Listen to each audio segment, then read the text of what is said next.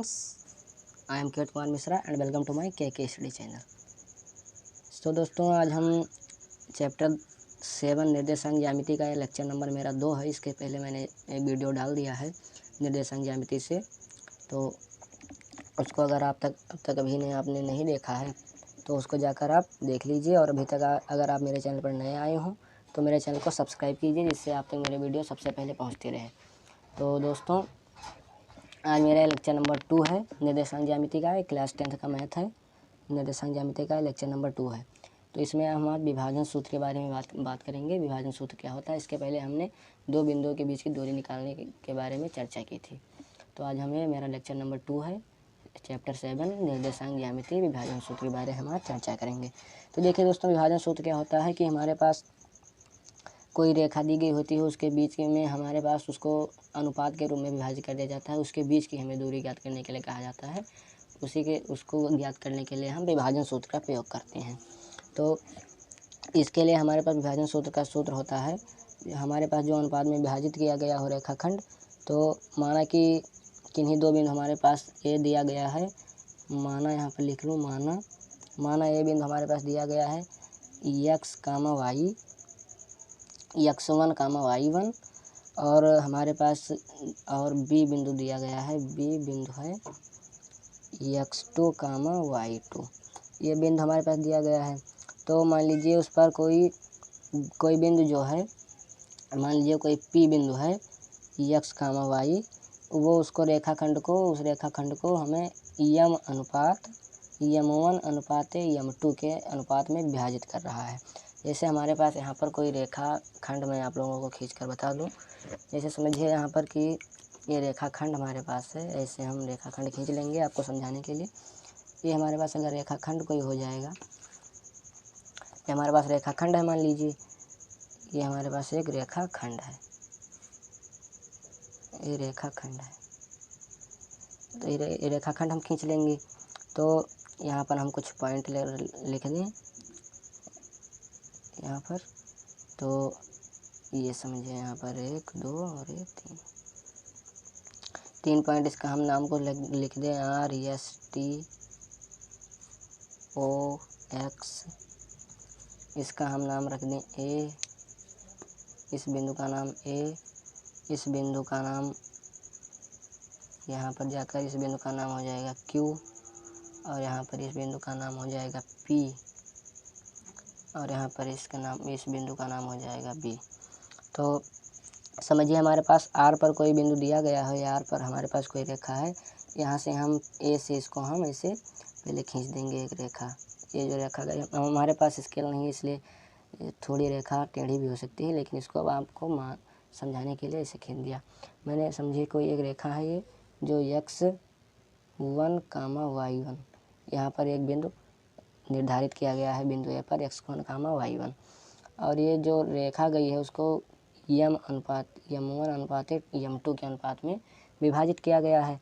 यहाँ पर बिंदु जो दिया गया है, मूल बिंदु ये x, y है। तो समझिए इस बिंदु को इसने x1, y1 और यहाँ पर x2, y2 को इसने यम1 अनुपात यम2 के अनुपात में विभाजित कर दिया है। तो इसमें हमारे पास क्या बताया गया है कि यहीं पर मैंने बता दिया है कि आपको यम1 अनुपात यम2 के अनुपात में विभाजित कर रही है यह आकृति। तो यहाँ पर विभाजित कर रही है मतलब इसको आंतरिक रूप से विभाजित करती है। इस विभाजन का एक रेखा को विभाजित करने के 2 तरीके होते हैं, आंतरिक विभाजन होता है, बाह्य विभाजन होता है। तो ये रेखाखंड को आंतरिक रूप से यम1 अनुपात यम2 के रूप में विभाजित कर रही है। तो अर्थात जो ये P और A है, P कहाँ गया, P यहाँ पर है, P और A जो है वो यम1 है इतना, और P और B जो है ये यम2 है। तो अर्थात हम यहाँ पर लिख सकते हैं, अर्थात P जो है तो इसको PA या AP कुछ भी लिख सकते हैं, PA बटे PB, ये वाला, ये PA यहाँ तक हो गया और PA बटे PB। तो PA में यम1 रेखाखंड विभाजित कर रहा है और PB में हमारे पास यम2 आ गया है। तो ये हमारे पास हम आकृति में देख सकते हैं, आकृति में देखा जा सकता है इसको साफ साफ कि ये PA और PB जो है यम1 अनुपात यम2 के रूप में विभाजित हो रहा है। तो पी ए जो है यहाँ पर M1 है और पी बी के जगह पर M2 है।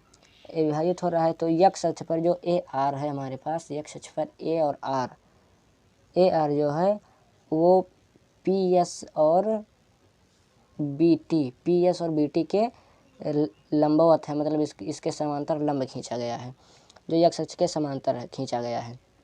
तब हम इसको एक भुजा एंगल जो समरूपता होती है उसकी कसौटी से हम कर सकते हैं इसको, कि त्रिभुज जो बनेगा हमारे पास, त्रिभुज पी ए और क्यू, जो ये वाला त्रिभुज होगा, ये वाला त्रिभुज जो होगा पी ए क्यू वाला त्रिभुज ये वाला पी ए क्यू जो होगा, ये त्रिभुज पी ए क्यू समरूप होगा त्रिभुज बी पी सी के। ये जो हमारे पास त्रिभुज है बी पी और ये हमारे पास यहाँ पर बिंदु था सी, बी पी सी के त्रिभुज के समरूप हो जाएगा। पी ए क्यू जो समरूप होगा त्रिभुज बी पी सी के हो जाएगा। तो यहाँ पर लिख दें त्रिभुज पी ए क्यू समरूप है त्रिभुज बी पी सी के, ये समरूप हो जाएगा। अतः हम इसको कह सकते हैं कि पी ए बटे बी पी ये बराबर होगा, पी ए बटे बी पी जो होगा ये बराबर होगा ए क्यू बटे पी सी के, और ये जो बराबर होगा ये पी क्यू बटे बी सी के बराबर हो जाएगा। मतलब जो आपस में एंगल समरूपता का नियम है, ये सभी एंगल समरूपता के नियम से लिए गए हैं। तो जो एंगल होगा हमारे पास यहाँ पर दोनों ये बराबर हो जाएगा। अब हम इसके बाद हम कह सकते हैं कि जो हमारे पास ए क्यू है, ए और क्यू है, ये बराबर होगा, ए क्यू बराबर होगा आर एस के, ए क्यू बराबर है आर एस के, और ओ एस भी बराबर होगा, अभी आपको बता रहे हैं यहाँ पर। तब हमारे पास ए क्यू बराबर हो जाएगा आर एस के, ओ ए और क्यू बराबर हो जाएगा आर एस के, तो और ये बराबर हो जाएगा O S minus O R के, ओ एस, ओ और एस कहाँ है, ओ एस हो जाएगा माइनस ओ आर के, ओ और आर के, मतलब ए क्यू यहाँ पर ए और क्यू है और बराबर ये आर और एस के है, आर एस के है, मतलब ये और ये बराबर है, तो ये बराबर हो जाएगा O S minus S R के, तो ये बराबर हो जाएगा यहाँ पर। तो अब हम इसको ऐसे भी लिख सकते हैं, इसको हम कह सकते हैं कि ये हो जाएगा हमारा x माइनस x1 इसके बराबर हो जाएगा। अब फिर से हम इसको पी सी बराबर एस टी, पी और सी जो होगा एस टी के बराबर होगा। इस यहाँ पर एस टी जो लिखा गया है, देखिए यहाँ पर दिखा दूँ मैं, पी सी जो होगा एस टी के बराबर होगा, और पी सी एस टी के बराबर जब होगा तो ओ टी और माइनस ओ एस जो होगा वो भी बराबर हो जाएगा। तो इसको हम चाहे पी सी बराबर एस टी कह दें, चाहे O T minus O S कह दें, तो ये बराबर रहेगा। तो यहाँ पर पी सी बराबर एस टी या बराबर O T minus O S, तो इसको हम लिख सकते हैं x2 माइनस एक्स लिख सकते हैं। और फिर जो होगा पी क्यू बराबर पी एस के होगा, P S minus O S के क्यू एस के बराबर होगा, पी क्यू बराबर P S minus S, P Q कहाँ है, पी और क्यू जो होगा, पी क्यू बराबर होगा पी और एस के, पी एस और माइनस क्यू एस के, तो मतलब जो पी क्यू होगा वो P S minus P S का, तो वैसे समानतः ऐसे ही होगा, जो पी क्यू होगा वो P S minus P Q के होगा क्यू एस के। तो अब हमारे पास यहाँ पर 3 समीकरण बनकर आ चुका है, P S minus Q S, और P S minus Q S जो होगा ये बराबर होगा P S minus A R K, इसको हम y माइनस y1 लिख सकते हैं। और फिर इसी तरह हमारे पास बी सी बराबर हो जाएगा B T minus C T के, और ये बराबर हो जाएगा B T minus P S के, इसको हम कहते हैं y2 माइनस y के। y2 माइनस y तो हमारे पास इस त्रिभुज की सहायता से, हमारे पास ये दोनों त्रिभुज की सहायता से हमारे पास ये 4 समीकरण बनकर आ चुका है। तो अब हम इनके मानों को हम एक में समीकरण 1 जो हमारे पास यहाँ पर बना था कि जो PB बटे PA बटे BP और यहाँ पर जो ये है ये हमारे पास समीकरण 1 है। ये इसको मैंने यहाँ पर समीकरण 1 लिखना भूल गया था।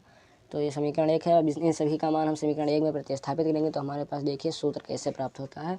तो इन मानों का जो हम यहाँ पर लिख दें कि मानों को समीकरण 1 में प्रतिस्थापित करने पर हमारे पास क्या सूत्र होता है, इस मान इनको बहुत ध्यान से देखिएगा।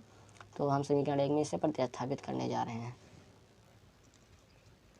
तो देखिए हमारे पास समीकरण 1 में उसका मान प्रतिस्थापित करने पर हमारे पास m1 बटे m2 बराबर x माइनस x1 बटे x2 माइनस x। इसको मैं आप लोगों को इतना विधोर नहीं समझा रहा हूँ, बस आप लोगों को ये समझाने के लिए कि ये सूत्र कहाँ से आया मैं आप लोगों को ये बता दे रहा हूँ, क्योंकि हाई स्कूल में निगमन करने के लिए नहीं आएगा, सूत्र पर ही सवाल आधारित आएगा। तो इसलिए मैं आप लोगों को इतना डिटेल नहीं बता रहा हूँ, बस आप लोग सूत्र जान जाइए इसका कि क्या होता है बस। तो यहाँ पर हमने ऐसा किया है, अगर आप लोगों को समझना होगा तो ये समझा दे रहा हूँ आपको, ओरल तरीके से समझ जाइएगा। तो हमारे पास m1 बटे m2 जो था रेखाखंड को जो उसने विभाजित किया था उसने, तो उसका अगर हम समीकरण में मान प्रतिस्थापित करेंगे तो x माइनस x1 बटे x2 माइनस x बराबर y माइनस y1 बटे y2 माइनस y। तो हम इसको अगर m1 m2 से x का मान लें, x माइनस x2 मतलब x के पद लेने पर हमारे पास x बराबर m1 x2 plus m2 x1 बटे m1 प्लस m2 आ जाएगा। और इसी प्रकार m1 बटे m2 बराबर y का चिन्ह लेने पर y वाला ये वाला लेने पर हमारे पास यहाँ पर आ जाएगा हमारे पास y माइनस y2 बटे y2 माइनस y1। हमारे पास यहाँ पर y बराबर जब निकालेंगे तो y से हमारे पास m1 ये गुणा हो जाएगा, यहाँ पर y मान निकालने पर गुणा हो जाएगा तिरछा। तो हमारे पास आएगा m1 y2 plus m2 y1 बटे m1 प्लस m2।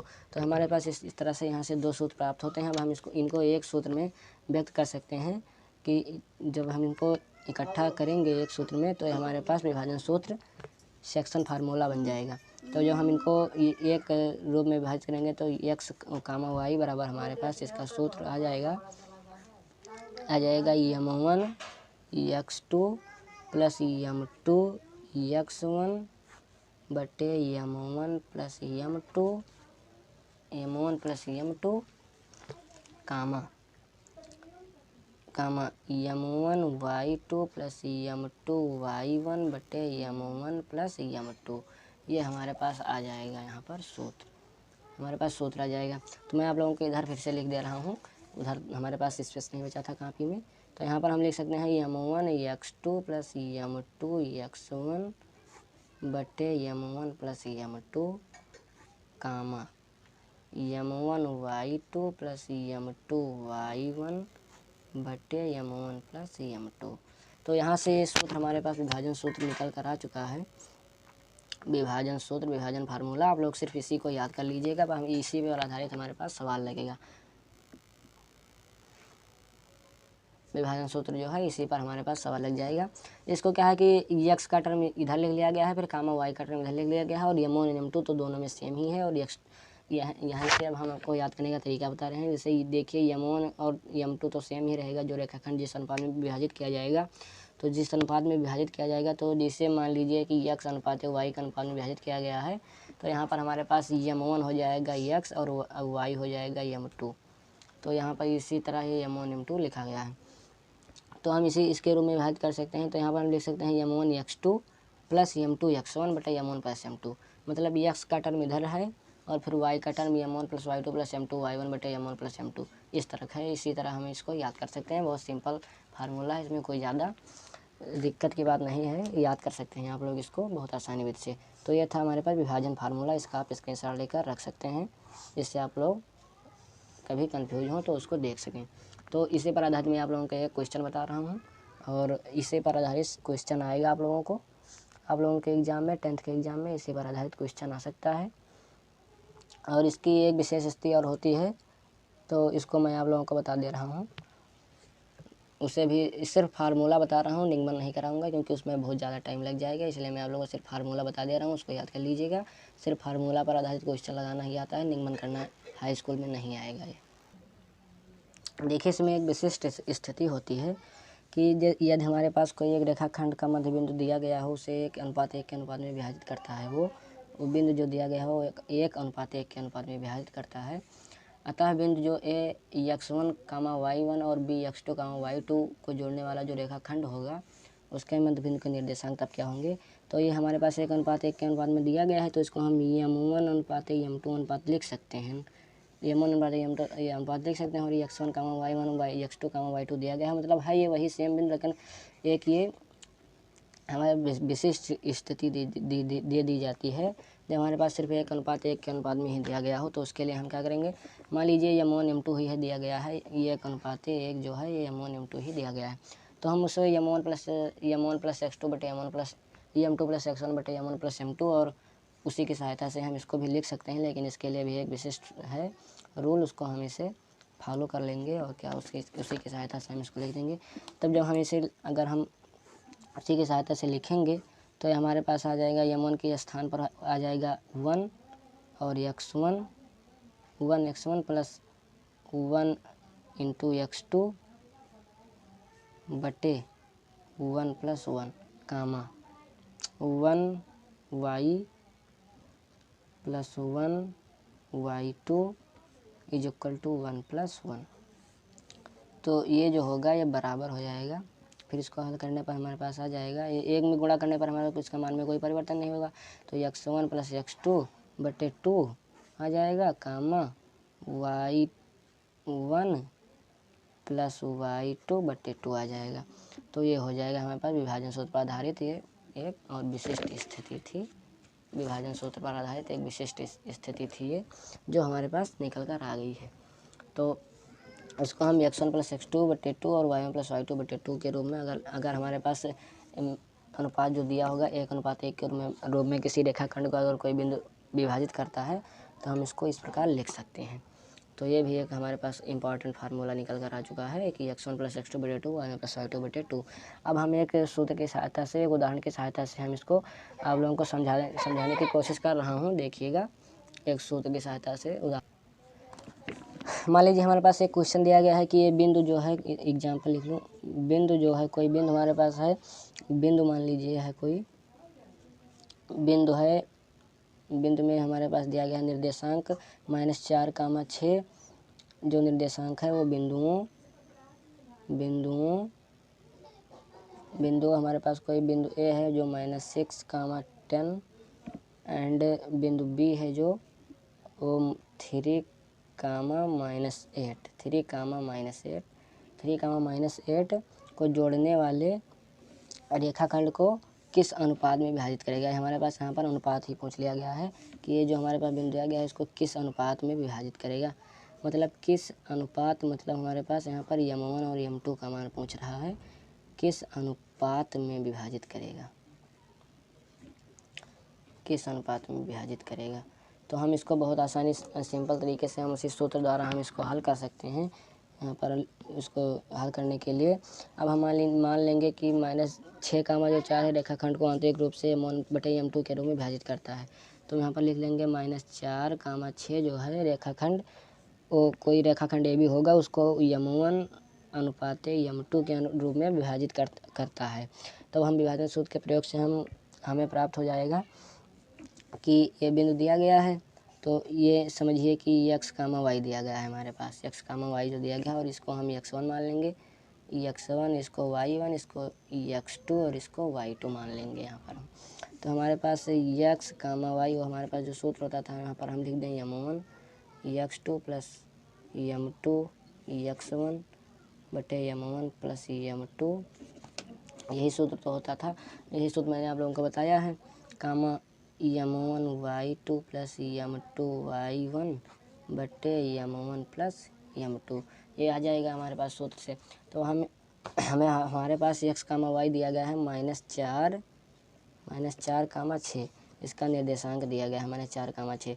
अब m1 हमारे पास नहीं दिया गया तो हम m1 का मान इसे m1 ही रहने देंगे, m1 लिख देंगे। x2 का मान हमारे पास दिया गया है 3, x2 हमारे पास दिया गया है 3, जब हम 3 इसको लिख देंगे यहाँ पर तो हमारे पास इसको हम इसे इंटू में ही रहने देंगे, -3 हो जाएगा। फिर प्लस करेंगे m2 और x1 का मान हमारे पास दिया गया है -6, तो हम इसको इंटू में -6 ब्रैकेट में लिख देंगे। तो फिर इसके बाद बटे m1 प्लस m2, तो m1 प्लस m2 लिख देंगे हमारे पास, क्योंकि m1 m2 का मान दिया नहीं गया है, कामा फिर यम1 y2 का मान हमारे पास दिया गया है -8, इसको ब्रैकेट में लिख देंगे -8 क्योंकि मल्टीप्लाई में के रूप में है। तो यम1 इंटू -8 प्लस यम2 इंटू y1 दिया गया है हमारे पास 10, तो हम इसको 10 ऐसे लिख देंगे बटे यम1 प्लस यम2। अब देखिए हम अगर इसको करेंगे तो हमारे पास ये -4, 6 आ जाएगा। और हम अगर इसको गुणा करेंगे आपस में, यम2 को जब हम गुणा करेंगे 3 से, यम1 को जब हम 3 से गुणाएंगे तो हमारे पास आ जाएगा 3m1 प्लस है, लेकिन ये प्लस प्लस माइनस हो जाएगा तो माइनस प्लस का मान हमारे पास यहाँ पर माइनस आ जाएगा। 3m1 minus 6m2, 3m1 minus 6m2 बटे m1 प्लस m2 कामा यहाँ पर -8m1 आ जाएगा, -8m1 plus 10m2 -8m1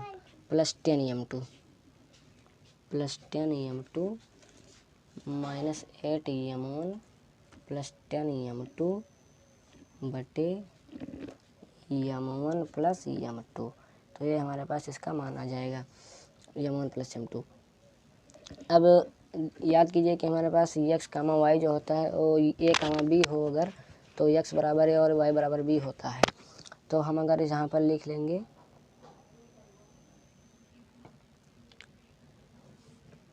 x बराबर है y बराबर b होता है, तो हम यहाँ पर इसको हम लिख सकते हैं कि